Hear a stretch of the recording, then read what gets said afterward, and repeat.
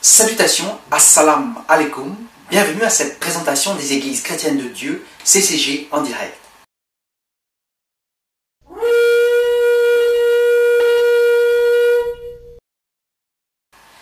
Le Coran ou Coran est une œuvre importante qui est le Saint Testament pour approximativement 1 milliard de personnes. Peu de gens comprennent son message et son intention originaux. Il est correctement un commentaire de la Bible par les sabbatariens unitaires en Arabie au 7e siècle de l'ère courante. Cette étude explique sa théologie et son message. L'introduction explique la base logique derrière la foi et la langue utilisée dans le Coran. Lorsque la foi a été attaquée à la fois par les trinitaires et les juifs en Arabie, le prophète appelé Muhammad, a été suscité en Arabie à partir des chrétiens unitaires là-bas, pour faire face aux fausses doctrines qui attaquaient l'unicité de Dieu et aux fausses pratiques introduites par les trinitaires. Il a produit l'explication doctrinale de la Bible, en fournissant le leadership aux tribus dans le désert. Lorsqu'il est considéré et lu d'une façon isolée, le Coran, comme le Nouveau Testament, peut être déformé. Il est ainsi inévitablement devenu une source de division, de haine, de persécution et de guerre. Quand les trois livres sont lus ensemble, comme ils devraient l'être, la compréhension est possible.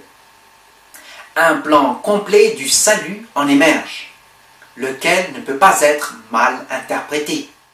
Muhammad et les 4 premiers califes, appelés les califes correctement guidés, ont été les seuls leaders musulmans doctrinalement purs. Après eux, l'islam s'est effondré et il est devenu perverti par des traditions appelées les hadiths ou ahadiths, comme le judaïsme et le christianisme avant lui. L'œuvre le Coran encourage ses disciples à tenir compte des écrits de la Bible, y compris les évangiles et les écrits qui composent le canon reconnu des écritures des chrétiens, selon Surat 5, Ayat 68.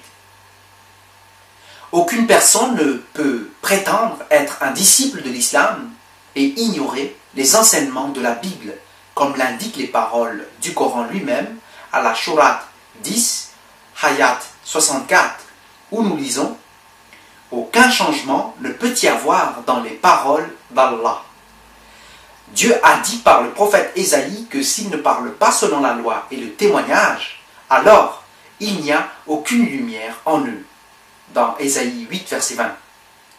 Cela a été le test standard des prophètes au cours de la révélation de Dieu à l'homme par les prophètes enregistrés et admis.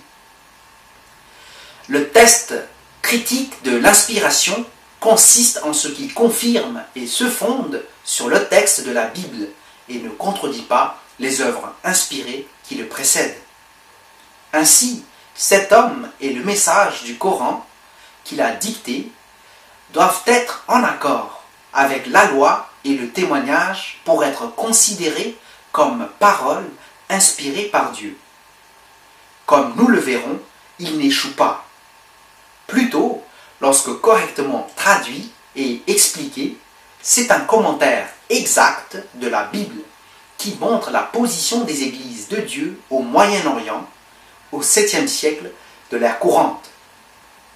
Celui qui a dicté les paroles qui composent le Coran original était un prophète pour les Arabes. Si nous pouvons faire un rapprochement de son message directement à la Bible, nous pouvons alors l'appeler un prophète de Dieu envoyé aux Arabes. Il est peut-être approprié de simplement l'appeler le prédicateur, le prophète de l'Arabie, jusqu'à ce que nous en sachions un peu plus à partir de l'analyse des écrits à son sujet. L'apôtre de l'Arabie était probablement un monophysite Nas'ari, au moment où il a épousé sa première femme chrétienne. Il est fort probable que l'homme dont nous parlons était une personne de la foi chrétienne qui a été instruite par les membres de sa famille, soit directement, soit par mariage. Très tôt, son vif désir de chercher la vérité dans les Écritures saintes lui a révélé des problèmes concernant la doctrine du monophysite Nasari, qui semblait contredire les textes originaux eux-mêmes. Fondamentalement, l'esprit commençait à l'appeler à travers le voile qui est appelé le Evangelion. Il cherchait la véritable Église. Les écritures de Purana de l'Inde montrent qu'il est devenu connu par les églises de Dieu basées là. Le Muhammad de l'église l'a appelé lors d'un rêve et l'apôtre de l'Arabie a eu une vision au cours de ses méditations dans la grotte. Il fut terrifié, mais aussi inspiré. Ainsi, il est devenu un unitaire sabbatarien de l'église là, en Arabie, étant baptisé de nouveau avant sa mission. En tant que Mursal, épouse de Rasulullah, il a reçu de plus en plus de compréhension. Par la suite, à partir de son baptême, il a été fortifié dans l'Esprit Saint, Hamad, et a atteint l'état Mahmouda, devenant Muhammad en tant que vrai chrétien dans les églises de Dieu. Le Coran dit « Recevez le baptême d'Allah, et qui est meilleur qu'Allah pour baptiser? C'est lui que nous servons. » À la Sourate 2, verset 138. Le verset a été traduit ainsi. Nous suivons la religion de Dieu. Et qui est meilleur que Dieu en sa religion? C'est lui que nous adorons. L'islam moderne ne baptise pas, parce qu'ils ne comprennent pas l'origine biblique du Coran ou Coran. Le Coran exige le baptême de Dieu des fidèles, mais les hadiths ont dénaturé cet enseignement par de mauvaises orientations. Ce que Muhammad fait vraiment, c'est détruire complètement le concept athanasien de la Trinité qui n'a jamais été soutenu par l'Église chrétienne originale et pour lequel elle a continuellement été persécutée. Ainsi, la profession de la foi de l'islam, Shahada, est correcte en ce qu'il n'y a aucun autre Eloah que Eloah, la ilaha illa Allah. Voir aussi Sourate 37, 35, 47, 19. Le Coran déclare à la Sourate 3, verset 18, le La lui-même est témoin qu'il n'y a aucun autre Eloah qui sauve, et les anges et les hommes instruits sont aussi des témoins. Soutenant sa création dans la justice, il n'y a aucun Eloah qui sauve à part lui le Tout-Puissant, le Sage. Les musulmans corrompus insistent sur l'ajout d'un deuxième Shahada, proclamant que Muhammad est le messager de Dieu. C'est par définition shirk, de l'idolâtrie, et un mépris flagrant de Dieu et de son messager. Le Coran déclare que la foi ne fait aucune distinction entre les prophètes. Tous les prophètes sont égaux dans leur inspiration de Dieu. Les païens ont détruit le message du Coran comme les pharisiens ont fait avec l'Ancien Testament et comme les trinitaires basés dans l'Empire romain ont fait avec l'ensemble du canon entier des Écritures saintes.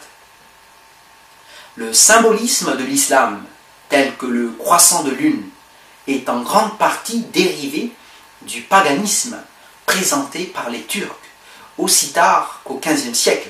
Il est totalement contraire à la Bible et au Coran.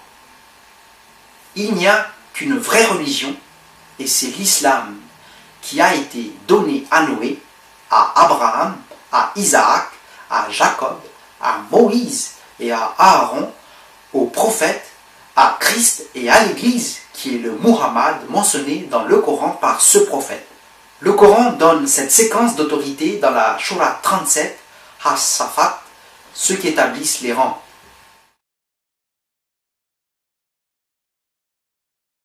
Si Dieu vous appelle dans l'Église de Dieu durant ces derniers jours, c'est dans la vérité et dans son système.